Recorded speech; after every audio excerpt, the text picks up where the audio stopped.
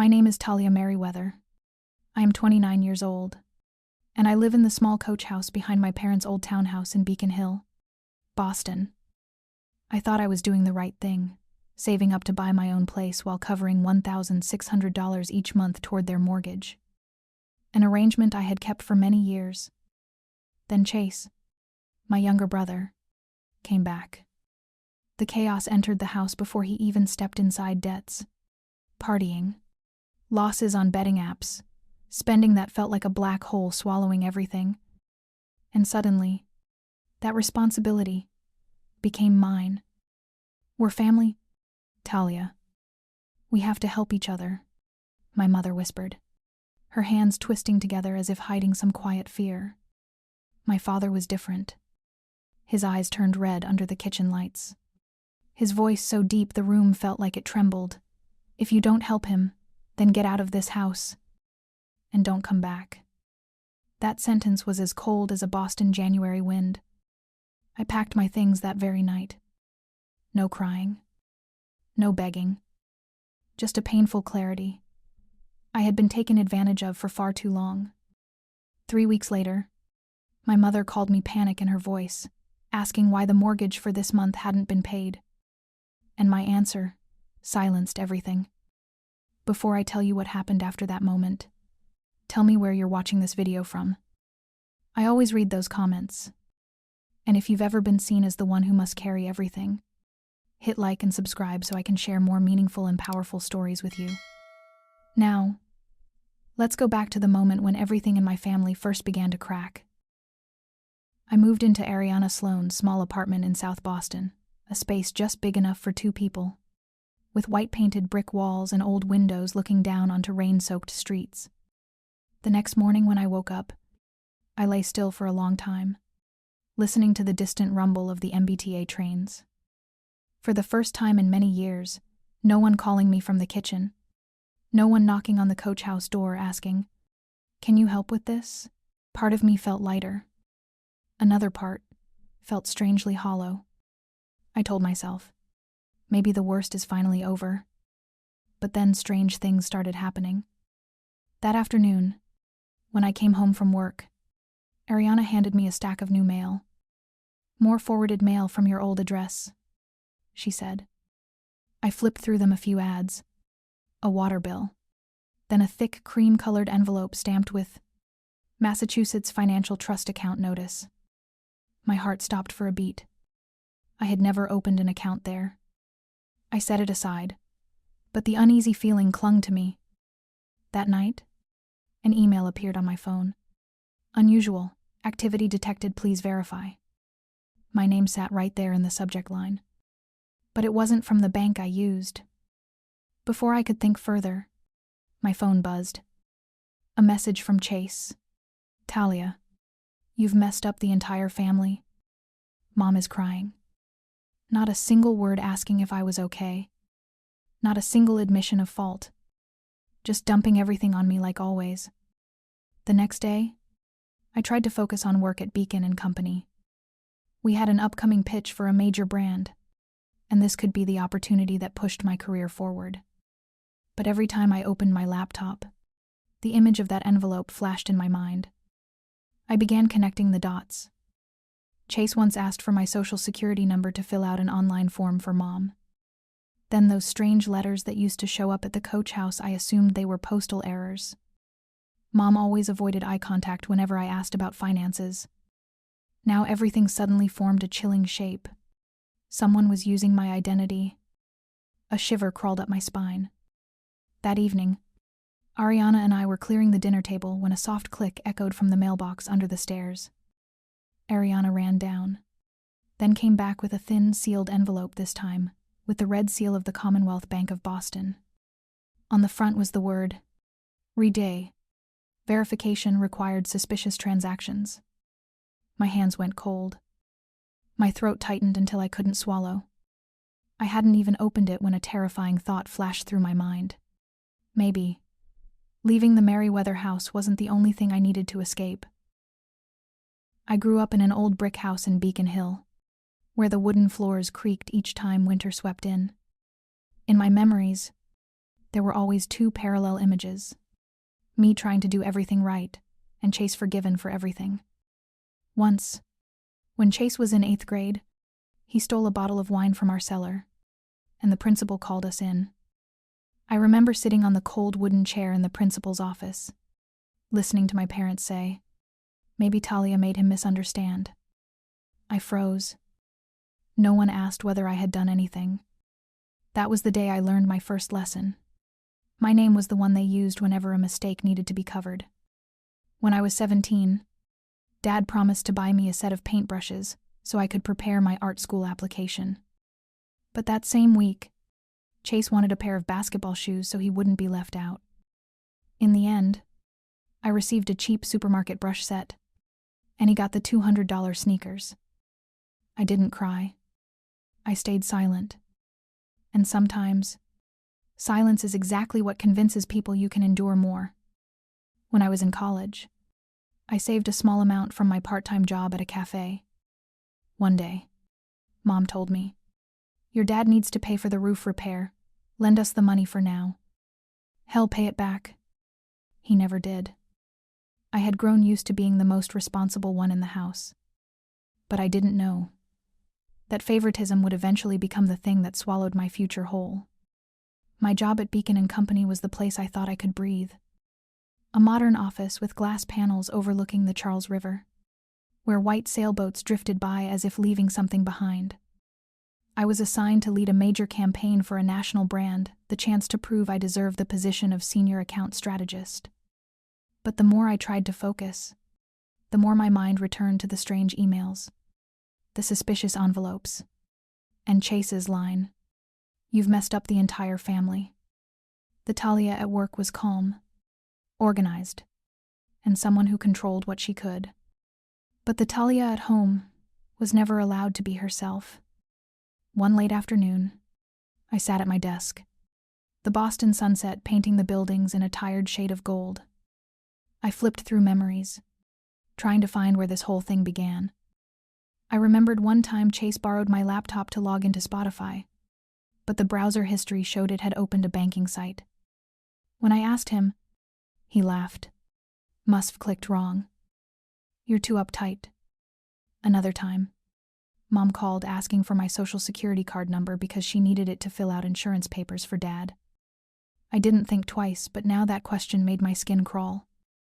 And one night, back when I still lived in the coach house, I heard the front gate click softly. I thought it was wind, but the motion sensor light flicked on, then off. Someone had been standing right outside. I had ignored all those fragments. Now they fit together into a terrifying picture. 2 strange emails arrived back-to-back on Monday morning. Verification required. Merriweather account. Your statement is ready. I had never created any account under something called Merriweather account. I had never registered with either of those banks. That entire day, I worked like a ghost. Ariana had to call my name twice before I startled. "Talia, are you okay? You don't look like yourself." That night, I opened the old security camera app connected to the coach house to check if any new mail had been delivered. The playback showed Chase standing at the door, hands shoved into the hoodie pocket, eyes darting around as if searching for something. My stomach dropped. Close to midnight, as I finally sat at the kitchen table for a sip of ginger tea, my phone buzzed. A message from Mom. "Talia, did you open a loan recently?" I froze. The air inside the tiny apartment thickened, cold and still, like Boston in mid-January. I set the phone down, my hands trembling. Something terrible was closing in, and it carried my name. I stood there, realizing someone wasn't just borrowing my identity, they were living my entire life in my place. I never thought a small 3rd-floor apartment in South Boston could bring such peace.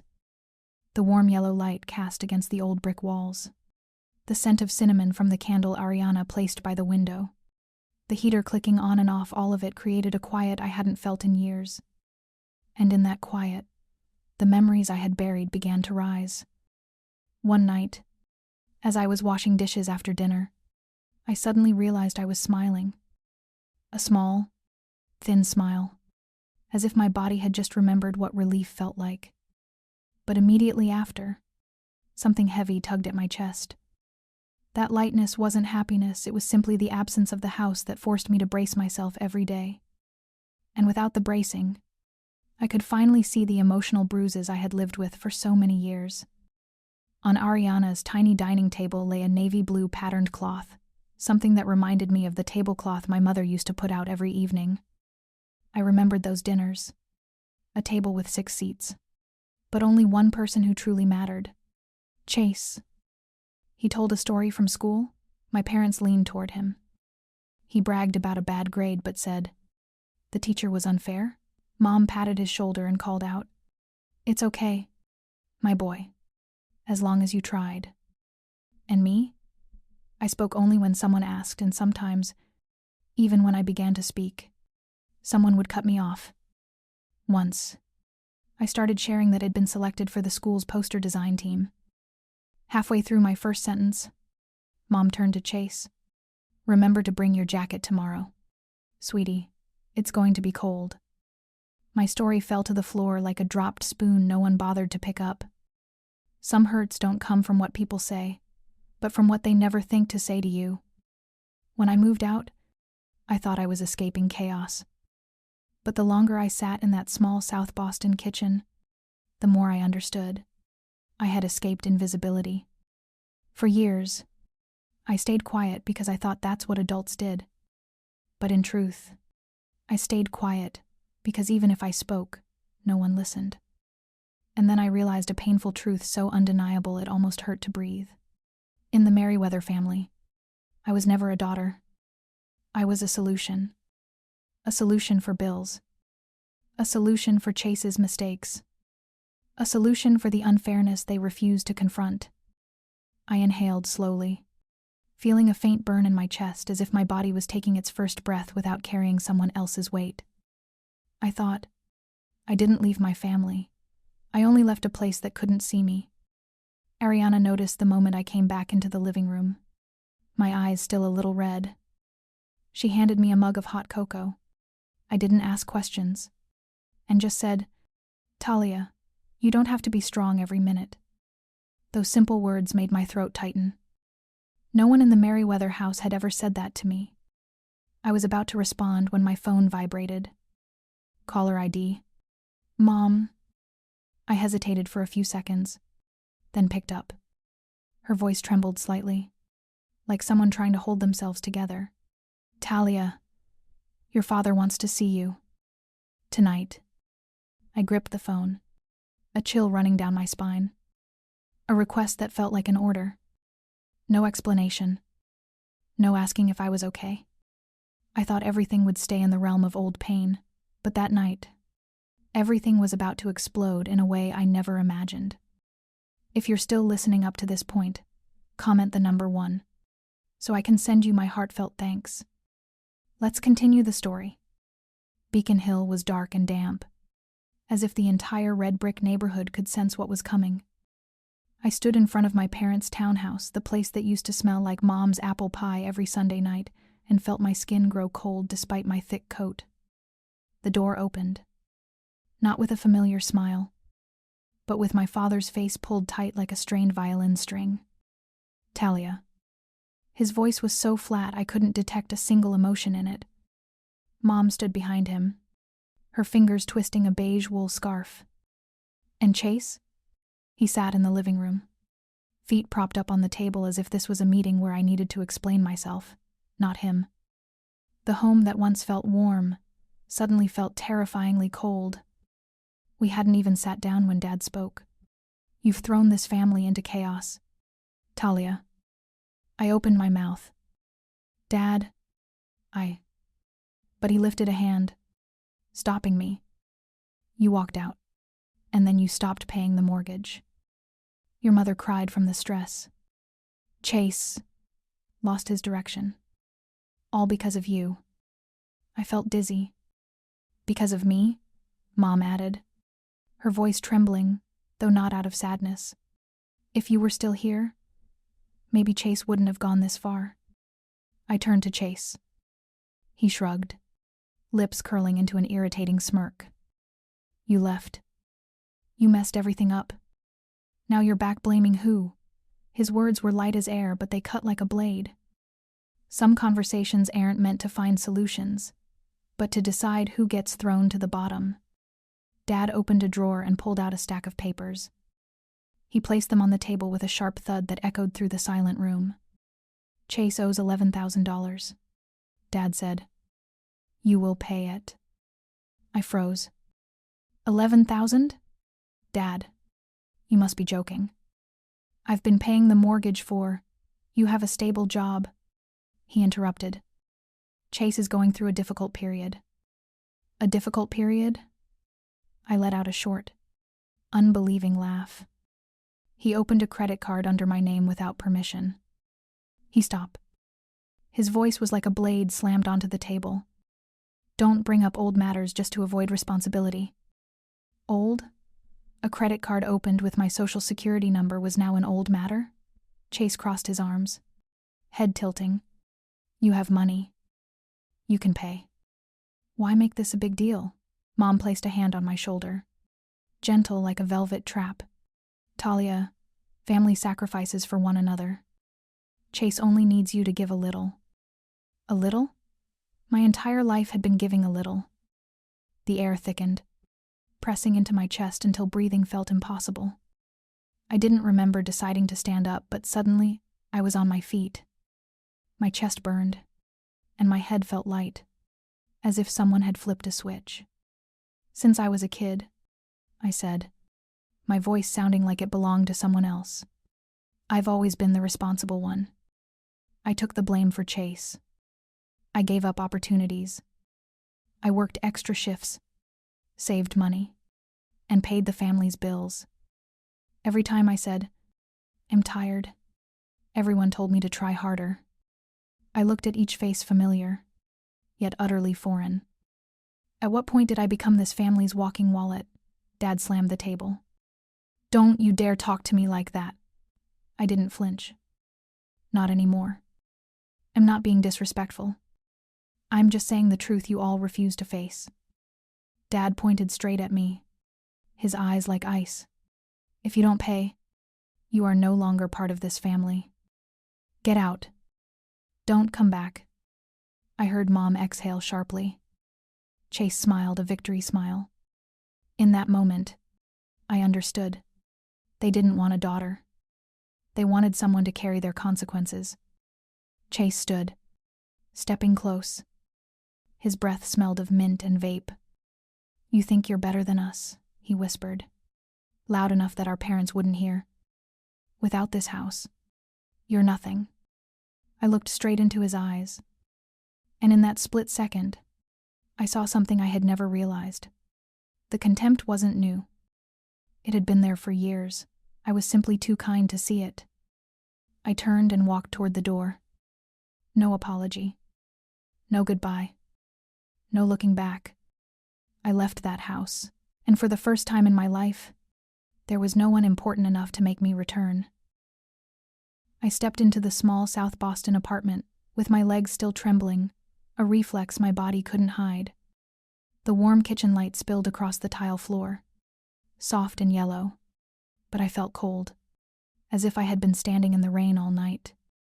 Ariana looked up from the sofa, worry in her eyes.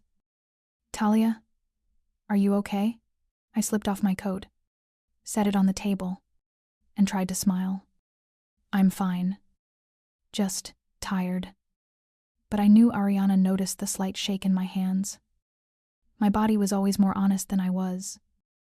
I sat down, took a deep breath, and for the first time said out loud what I had been afraid to admit. It feels like they've never seen me as family. The moment the words left my mouth, my throat tightened. The truth was too big to hold, too painful to speak. That night, I did something I should have done long ago. I protected myself. First, I blocked Dad's number. 1 tap. Then Mom's. A 2nd tap. And finally Chase's the 3rd tap. Small actions, but each one felt as heavy as cutting a rope that had tied me down for 29 years. I changed every password: email, bank app, and insurance accounts. Then I called the bank where Mom usually handled the mortgage. Please freeze all activity related to me. And note that only I can authorize any transaction. The sound of the banker typing fast, crisp, felt like the sound of reclaiming my life line by line. I also opened a new account at Boston Harbor Bank, a place no one in the Merriweather family knew existed. When I stepped out of the branch, the wind off the Charles River whipped against my coat, sharp and freezing. But something inside me warmed a quiet, powerful sense of freedom. Boundaries aren't meant to create distance. They're meant to remind you that you deserve to feel safe. The next evening, my inbox exploded. An email from Mom, nearly 2 full pages. Do you know how depressed Chase is? He says he doesn't want to live anymore. You're heartless. Talia. Then a second email. If you keep cutting us off like this, your father will break down. A third email, shorter, colder. Talia, you are destroying this family. I sat frozen in front of my laptop, feeling those words cling to me like invisible hands pulling me backward. But what sent a chill down my spine was the only message from Chase. You should be careful with what you're doing. No apology. No acknowledgement. Just a quiet threat, cold and empty like a Boston February wind. 2 days later, I received an email from Commonwealth Bank. Notification. Suspicious activity detected. I didn't hesitate. I went straight to the nearest branch with every document I had. The brunette banker, gentle eyes, but sharp, looked over the files before lifting her gaze. Someone submitted an unsecured loan application under your name 3 days ago. It felt like someone had brushed a sheet of ice down my spine. I didn't submit anything, I said, forcing my voice to stay steady. She turned the monitor toward me. I saw the application, my social security number, my old coach house address, and a signature. A signature that looked almost like mine. Almost, but only someone deeply familiar with me could imitate it that closely. She asked, "Would you like to see the time and location where the application was filed?" I nodded. And when the screen displayed the words, "Filed, Beacon Hill Post Office, 1014 Estee, M," I didn't need any more proof. Chase wasn't just using my name. He was living my financial life in my place. That afternoon, when I returned to the apartment, an envelope lay at my doorstep, addressed in the familiar handwriting of my old coach house landlord. "Misdelivered mail, thought you'd want this back." I opened it. Inside was a debt reminder, with the same forged signature the bank had shown me. But there was something else. A small black USB stick with a note. Camera footage the day she moved out. I plugged the USB into my laptop. The screen stayed black for a moment. Then the footage appeared, the front of the coach house. Chase. A hoodie. Eyes darting. A stack of papers in his hand. He stood there on the exact day the credit application had been submitted. I lifted a hand to my mouth. Breath caught in my throat. I pressed play again, and realized that everything I thought I had escaped was only just beginning. I arrived at Commonwealth Bank Fraud Department the next morning. The Boston sky was gray, like an unwritten sheet of paper, and the wind off the Charles River cut through my coat like needles. The person who met with me was Marianne Hale, a woman in her early 40s. Hair tied high, eyes sharp but steady. She sat across from me, opened her laptop, and gestured for me to begin. I placed the USB, the debt notice, and the envelope my former landlord had returned on the table. Marianne looked through them for a few seconds, then lifted her gaze. "Miss Merriweather, this isn't a mistake. This is intentional." I nodded, my throat tightening. "I know." She studied me not with pity, but with the quiet respect of someone who had seen too many victims betrayed by their own families. "Good? Then well, begin immediately."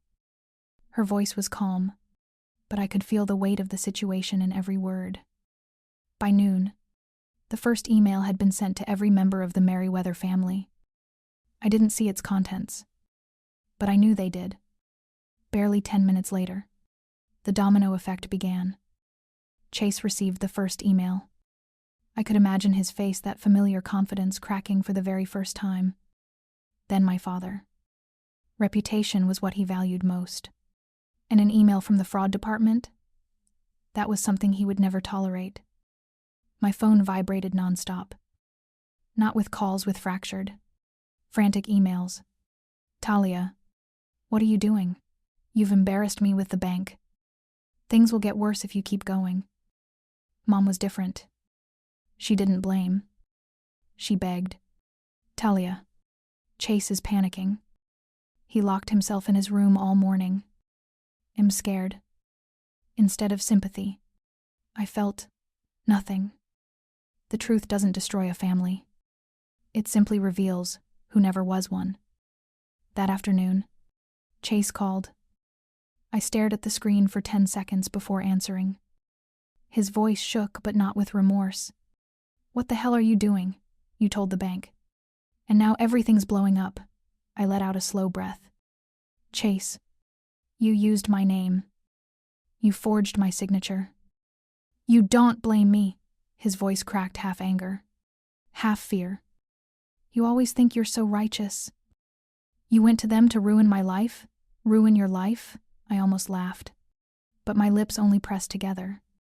I'm protecting mine. Chase. He hung up. Immediately after, Dad left a voicemail, nearly 1 full minute long.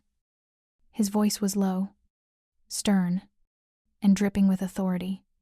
Talia, you're acting like a stranger to this family. You're destroying your brother's future. If you don't stop, we will do whatever it takes to protect him. Protect him. No one had ever said they would protect me. And Mom, a text right after Dad's voicemail. If you continue, Chase won't be able to handle it. I stared at the words. Each one dug into my skin like hooks. But for the first time, I no longer felt obligated to bow to them. The next morning, I went to work with a weight heavy as stone. But standing in the Beacon and Company conference room, everything became clear. We were pitching to a major brand. Bright lights shone on the screen, reflecting the tense faces of the entire team. When it was my turn to present, I inhaled deeply. All the pain of the past weeks condensed into clarity, pushing me to speak with precision, strength, and certainty. No shaking, no hesitation. When the pitch ended, the client asked to speak privately with me. My boss, Rebecca, came along. Talia, the client said, your section was the strongest. Very sharp. We want to work with you directly for this campaign. Rebecca turned to me, pride brightening her usually reserved expression. If you're open to considering it, we have an associate director position opening soon. I heard my heartbeat, not from fear, but from realizing I was finally becoming the person I should have been long ago. That night, as I sat by the window watching the Boston lights shimmer across the wet pavement, my phone chimed with a new email. From Marianne Hale. I have important news for you. It began. I scrolled. We confirmed the credit application was submitted using a forged signature. I inhaled long, deep, and painful. But the next line froze my hands. We also discovered an additional sub-account opened under your name and a recent withdrawal of $4,800. I opened my banking app. The amount was truly gone. This wasn't just deception. This wasn't just name theft. They were digging into my future piece by piece. I put the phone down and looked up at the night sky. They don't just want me to cover their debts. They want me to drown with them. The conference room of the Commonwealth Bank, Fraud Affairs Division, was as cold as a Boston October morning. Glass walls, a gray wood table, harsh LED lighting. There's nothing comforting about it at all. But this time, I didn't need comfort. I needed the truth. Marianne Hale sat at the head of the table, hands interlaced. Beside her were 2 other staff members, one taking notes, one reviewing documents. "Are you ready, Talia?" Marianne asked. I drew a breath. "Ready." I laid out every detail, the USB with the video, the debt notice, the forged signature, and the misrouted bank emails. I didn't leave out a single piece. Marianne reviewed everything, then tilted her head slightly. "You realize this is no longer a family issue, don't you?" "Yes." "Good. Then let me be clear. This file is strong enough to escalate to a federal investigation if necessary." My hands tightened under the table. Not from fear, but from understanding I was stepping into entirely new territory. That afternoon, the legal notices were sent to my family. And then, everything blew apart. Chase got the first email. According to my former neighbor, he screamed so loudly the entire Beacon Hill row could hear. Someone said he even threw his phone against the wall. For the first time in his life, Chase didn't have enough arrogance left to hide his fear. My father, the man who always stood straight-backed like a symbol of authority, reacted the worst. He slammed his hand on the kitchen table so hard a coffee mug shattered onto the floor. She dared do this to this family, to my reputation, a sentence more tragic than angry. He didn't say, she dared do this to her brother? He only cared about his reputation. My mother broke in a different way. I heard her ragged breathing in a long voicemail. "Talia, I don't know what to do anymore, sweetheart. Your father has not handling this well." Once again, she feared everyone else's feelings more than she ever feared for mine. The next day, I stood in the Beacon and Company conference room for a major pitch, a high-profile client from New York. Bright lights falling directly on the presentation board. I thought I would tremble, but I didn't. My voice was steady as train rails crossing the Longfellow Bridge. Clear, firm, unshaken. When I finished, the client sat silent for a few seconds before speaking. "Your presentation was exceptional. We want Talia to lead this project." Rebecca, my boss, turned to me, her eyes lighting up as if someone had opened every window in the room. "By the way," she said as the client left, "we're opening a new associate director position soon. If you want to apply, come talk to me." It had been so long since I felt myself truly exhale. A long, light breath, the kind that meant freedom. Sometimes, you don't lose a family. You just reclaim yourself the part they never believed you had. That night, a thin Boston rain fell like a veil. I had just closed my laptop when my phone rang. "Mom." I hesitated, then answered. Her voice cracked. "Talia, you can't let this go any further. Your father, he isn't sleeping. Chase is breaking down. Please, you have to save this family." I closed my eyes. Not angry, not resentful, just holding an old, familiar sadness. I don't save people who refuse to save themselves. "Mom." She went quiet. A silence so long I could hear the rain tapping against the awning. Minutes later, a message from Dad. "We raised you for 29 years just for you to come back and destroy this family?" Then a message from Chase. "If you push this any further, don't blame me for doing something crazy." I looked at the 3 messages like 3 ropes that once tied me down but no longer strangled me. I set my phone down, straightened my spine. No running. No apologizing. For the first time, I chose me. The next morning, as the Boston sunlight slanted through the window of the South End apartment where I was staying, my phone rang. "Marianne Hale." "Talia, can you come to my office immediately? There's an important update." I went. My footsteps echoed against the marble floor, hollow and determined. Marianne wasn't seated behind her desk as usual.